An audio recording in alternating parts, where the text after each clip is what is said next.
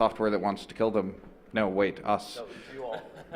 Everyone not us. I'm going away now. Give him a hand.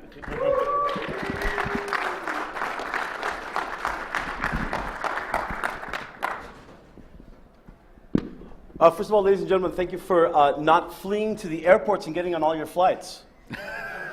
Oops. And you all have choices, right? We all have choices. And speaking of choices, thank you for also skipping the extremely exciting PCI panel going on next door. We were going to go. In fact, I'm just introducing the talk. I'm going to that one. Yeah, exactly, the panel. All right, I'm Mike Poor, Packet Ninja, large red Packet Ninja. I'm Kevin Johnson, Web Pen Test Samurai, not so large and red. And Justin Searle, Smart Grid Sensei. Mr. Miyagi of the power grid. Yeah, power on, power off. Yeah. Fun. So the typical attack focus when you look at risk management, it commonly focuses on OS, application vulnerabilities, network and infrastructure vulnerabilities, and most of the infrastructure and policy defenses are designed to deal with this, as we all know. Not that isn't important. Of course, we're not going to deal with these vulnerabilities. Over the last 6 years or so, we've had this major paradigm shift in... Exactly. Bingo is what you're supposed to say. In the focus against client-side attacks, going after our browsers, email clients, apt, not necessarily the pack manager anymore, as we all know. Debian is evil. Yeah, Debian is evil. And by the way, we're releasing the next version of Samurai WTF on Debian. Nice. No, nice. we're not. not going to happen. Which is all fun. But today we're not going to be talking about vulnerabilities, well, pretty much at all. Yeah. So I'm not going to do my Steve Ballmer impersonation, but features, right? Yeah. If you've ever thought of smoking crack, you might be a developer. All sorts of fun stuff. All of the client-side apps, the web-based apps, and every other app are wanting to include more and more functionality, more features. Well, I shouldn't say functionality because that implies that somebody might actually want to use them. I do. Yeah. I got a query last week from a potential client who is a financial institution who wants to add social media applications to their electronic banking application. I want to chat with your savings account. What savings account? Exactly. This brings about this lovely feature-rich attack surface, application surface, for us to interact with. Whether it's, Kevin's alternate, personalities on Facebook. In case you haven't noticed, all of us are all coming out as Kevin's alternate Facebook applications. Thank you. Yeah, I didn't say we're all coming out, but I guess I just did. All sorts of fun stuff. So the big thing is that when we're looking at the security controls that we've put into place to deal with situations, we look at for instance the long history a long time ago where we have Microsoft getting their behinds handed to them many times in a row, from Code Red to Nimda to Blaster to then Sasser to then being all forced to have a code freeze, learn security coding from the ground up.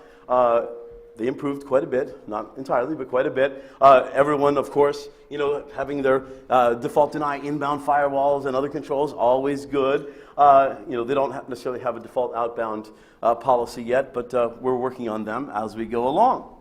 But here's the deal.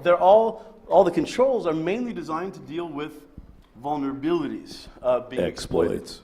What's that? Exploits. Lovely. Not necessarily to detect the useful, malicious features being used against us. Oh, in fact, it's even better. We're actually requesting those features to be part of our applications. Sweet. Awesome. So let's turn that on. Talking about a few of them, we're going to go through a couple of these examples of where these features can be pwned, abused, and abused again. We're going to be releasing some of these examples. Some of these examples are already going to be released immediately after the talk for you to go out and download and start experimenting.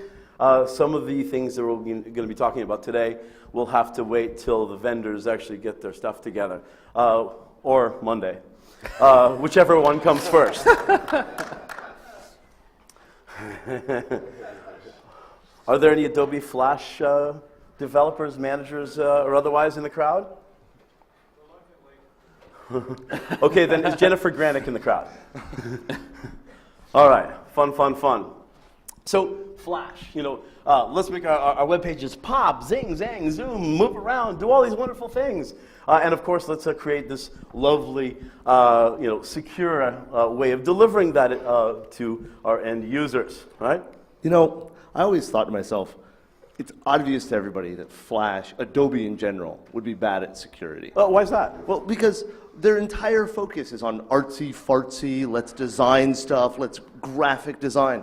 And the best damn logo they could come up with was a red square. It's got a gradient. Yeah, and there's major widespread support, right, for SWIP objects. Well, unless you've got one of the Lego brick applications.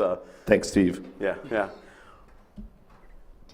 So, cross-domain. The cool thing about Flash, well, cool from my perspective, is that it was designed for cross-domain stuff. At least that's what developers are asking for, right? It started as animation, as Mike said. We've started to build this feature-rich, evil-rich, ability for these Flash objects to go out and retrieve data back and forth from other websites, bring it back down and combine it into a single environment, right? We've always thought about mashups as a Web 2.0 technology, brand new, but Adobe's been giving it to us for years. I think you can take that sentence any way you want.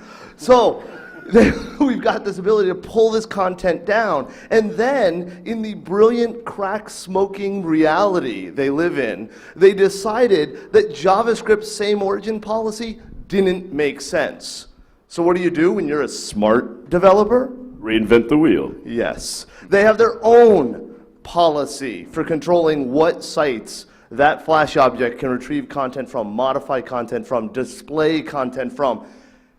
And that's where we bring up cross-domain, right? The funny thing That's to me Anton trying to get in. He didn't even want to go to the panel? Oh, PCI.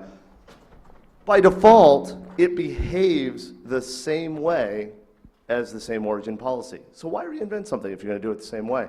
Well, except wanting. Because square wheels are better. Square wheels are better, especially on that snowy hill outside. Who else votes for them adding a chairlift to the hill coming into the ward mint? Right? And just for all of you that were actually sliding down the hill on your belly head first into the corner, yeah, That's awesome. They might want to straighten that out too. They might, yeah. Even when there isn't snow, that hill sucks. Unless you walk up backwards. The image of Justin walking up a hill backwards. So the idea is we're allowing developers and admins of applications to decide what domains are allowed to retrieve content from our site.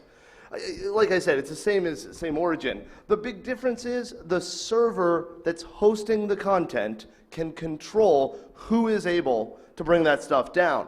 They use a cross-domain.xml file, which is most likely in the web root, but can actually be controlled by the developers and admins as to where they want to grab it from. Now this file, it's very simple, right? The thing that most people miss is it's not what sites is my Swift file allowed to pull content from. It's what domains are allowed to host Swift files that can pull content from me. So I'm hosting my content, Mr. Banksite. Thank you very much. And I'm allowing Swift files to pull this content. Now, what's really great from an attacker perspective is that it allows wild cards. We can have something like splat. When cards go wild. Yes. Ooh, that's a video series. I saw it on the hotel TV last night. We can have splat.inguardians.com, and that means www.inguardians.com, inguardians.com, justin.inguardians.com, whatever is allowed to pull content, is allowing all of those sites to pull content from that server, right? Now, this is a concern that's been brought up before, right? We've been talking about this for, well, years. It's gotten really popular in the last few months, which I laughed because we were working on some of this stuff then. It was like, damn it, Not new. Shmoocon is just too far away, right?